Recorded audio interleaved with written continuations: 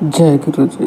जय गुरु जी। संगत जी, समझ नहीं आता कि इतनी रहमतें देने वाले जो मेरे गुरु जी हैं, महाराज जी हैं, उनका मैं शुक्राना कैसे करूं। शब्द बहुत कम पड़ते हैं हमेशा, क्योंकि हर सांस में, हर पल में, हर घड़ी में बहुत सारी ब्लेसिंग मिलती हैं।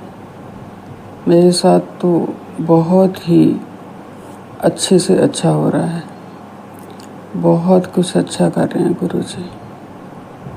पता नहीं कितनी कितनी ब्लेसिंग दे देते हैं, यहाँ तक कि कितनी बार ज़िंदगी तक बख्श दी है। संगत जी, एक छोटा सा सत्संग कहने जा रही हूँ। आपका बहुत बहुत शुक्रिया कि आप मेरा साथ देंगे।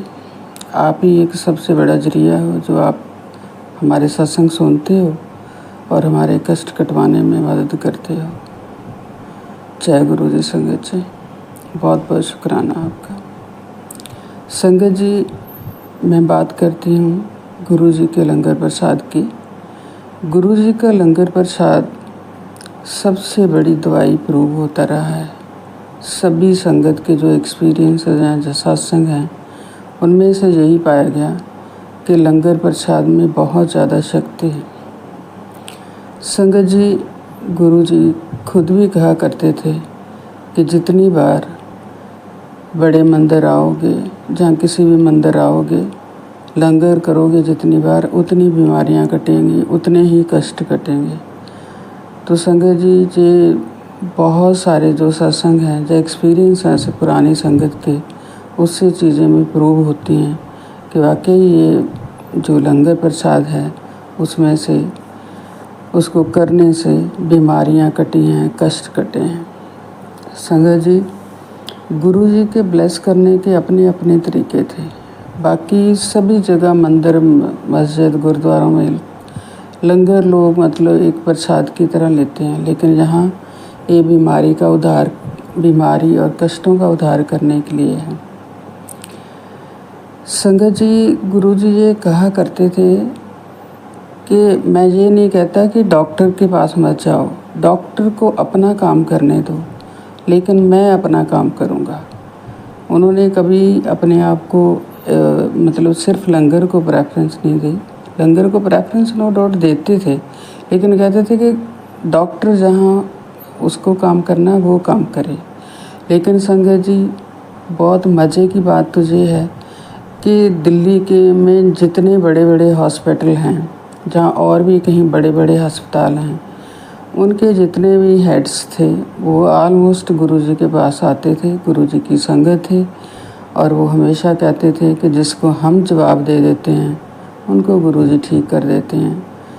तो कैंसर के लिए तो संगत जी ऐसे बोलते थे वो डॉक्टर कि कैंसर के स्पेशलिस्ट तो गुरुजी हैं, वो 4th स्टेज वाला कैंसर भी जो है उसको भी ठीक कर देते हैं। तो ये है मेरे गुरुजी की महिमा। और सबसे बड़ी बात कि उनका एक तरीका था जनता को क्योर करने का, संगत को क्योर करने का, उसको रिलीफ देने का, वो था लंगर प्रसाद करवाना। लंगर प्रसाद में संगत जी सिर्फ लंगर प्रसाद ही नहीं आता, चाय प्रसाद भी आता है, जल प्रसाद भी आता है, और ये लंगर प्रसाद। संगत जी, गुरुजी कहा करते थे कि जब लंगर सर्व होता है तो 4 लोगों को इकट्ठों को होता है। तो गुरुजी बोलते थे कि एक तो उसमें आप होते हो, और एक ब्रह्मा, विष्णु और महेश होते हैं आपके साथ खाने वाले।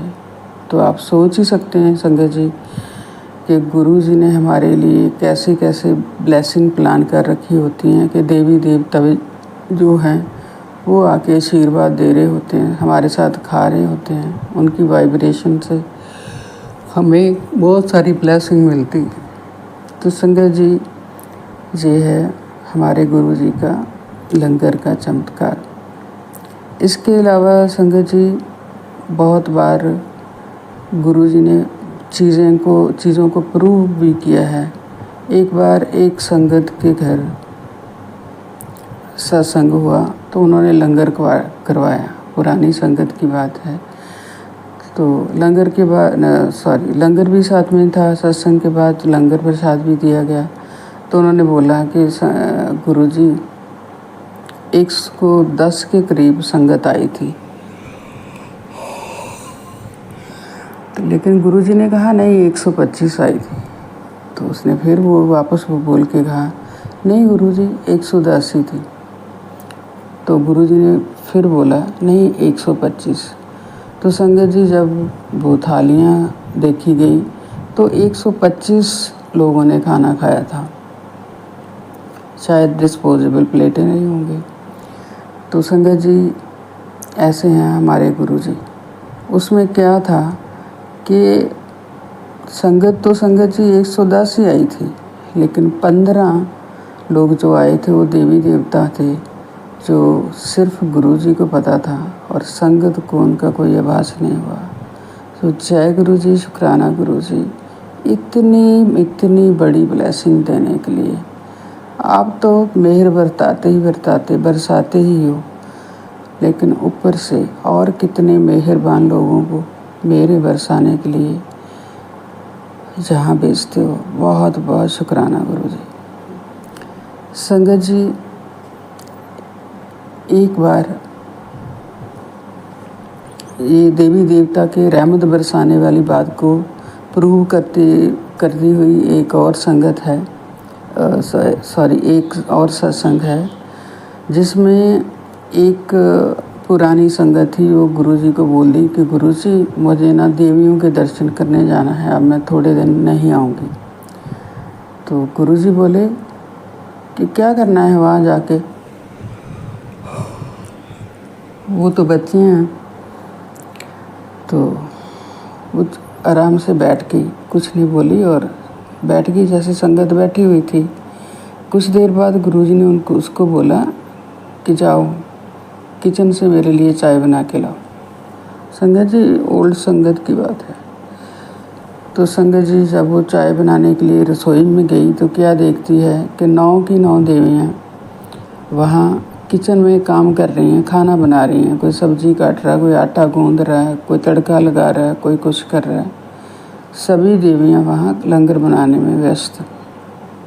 वो चुप करके आके संगत में बैठ गई, क्योंकि गुरुजी और उनके साथ जैसे संगत आ रही थी और गुरुजी बिजी थे। उसके बाद मतलब चाय दे के बैठ गई। फिर उसके बाद गुरुजी ने उससे पूछा क्यों आंटी करे ही दर्शन। तो उसने गुरुजी के पाँव पकड़ लिए। बहुत बहुत शुक्राना गुरुजी, आपने तो जहाँ ही सारे दर्शन करवा दिए। तो ऐसे सारी मतलब जो लंगर होता है उसमें देवी देवता आके सारा ब्लेसिंग देते हैं, काम करते हैं।